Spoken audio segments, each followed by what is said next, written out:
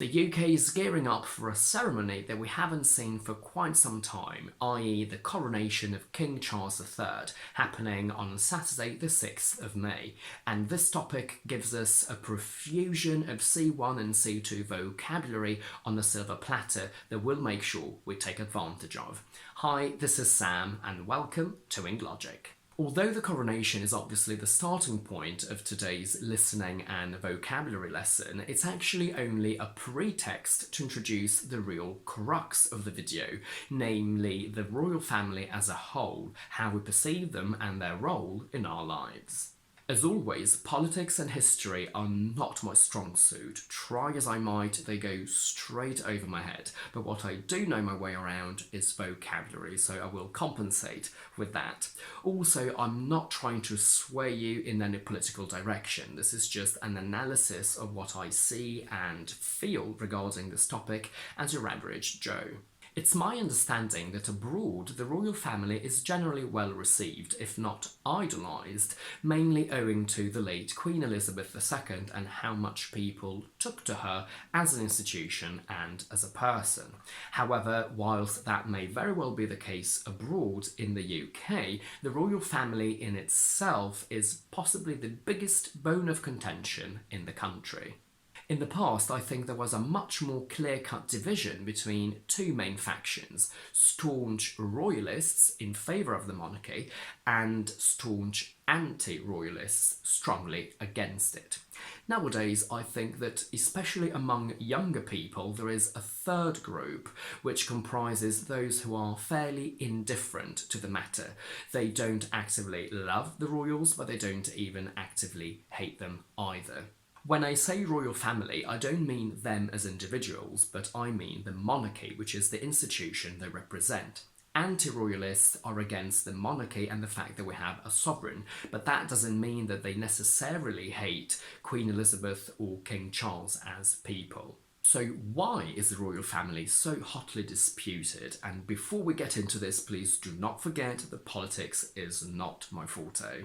The two main arguments brought against the monarchy are as follows. The monarch doesn't have any political or executive power, and their role is purely ceremonial, representative and symbolic.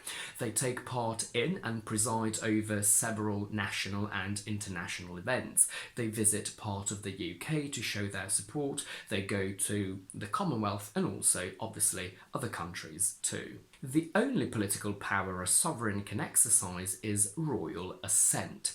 When a political bill has gone through all the approval stages within the parliament, it needs one more approval that comes directly from the monarch.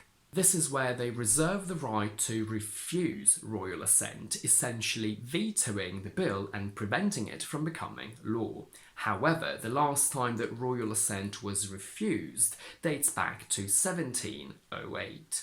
The second reason why anti-royalists have it in for the royal family so much is that a portion of their income comes from our taxes. However much or little that may be, the concept in itself doesn't wash with some people. What royalists say to counteract all the negatives the haters see is that the royal family runs various and very successful charities, the most prominent one potentially being the Prince's Trust, founded by King Charles himself to help vulnerable young people get their lives back on track. And this is just one of the many that they support, fund or have founded. Whilst it's true that the royal family gets money from our taxes, a counter-argument for that is that they also bring in a lot of money through tourism.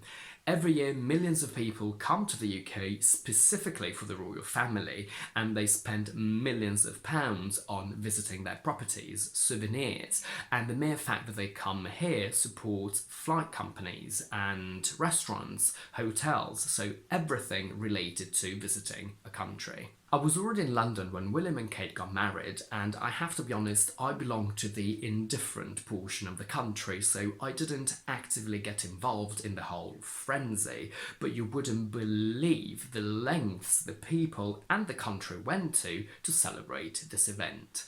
We had all sorts of decorations, their faces were everywhere. We had festoons and bunting on lampposts, kitchenware, houseware, you name it, we had it. People flew in from abroad days before the wedding so they could camp outside Westminster Abbey and get a good spot to watch the ceremony from, and I have two friends from here who did the same. Now, regardless of our political views, I have to say it was great to see how the world came together for this occasion. The main role the royal family is appreciated for is the symbol and sense of unity, national identity and pride they stand for. All that being said, anti-royalists are still immovable and adamant that these pros are nowhere near enough to outweigh the cons that come with having a monarchy in the first place. We can't end the video without talking about the death of Queen Elizabeth II. I have to say I was taken aback by how the country did come to a standstill.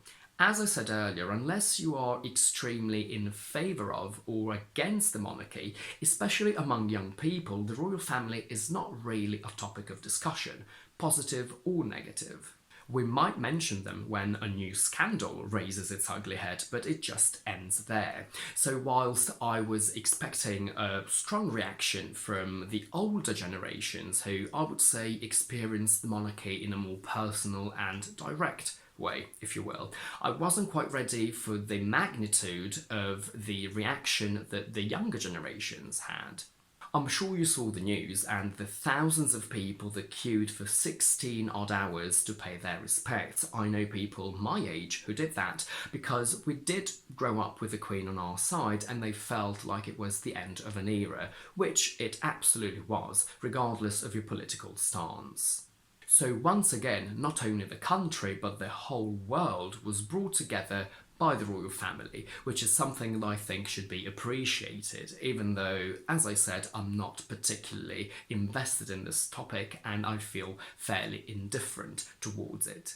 And that's it for today. If you like this video, please don't forget to give it a thumbs up and to subscribe to my channel down below. And do let me know in the comments how the royal family is perceived by your country and by you personally. In the meantime, I will see you on Tuesday with another explanation video.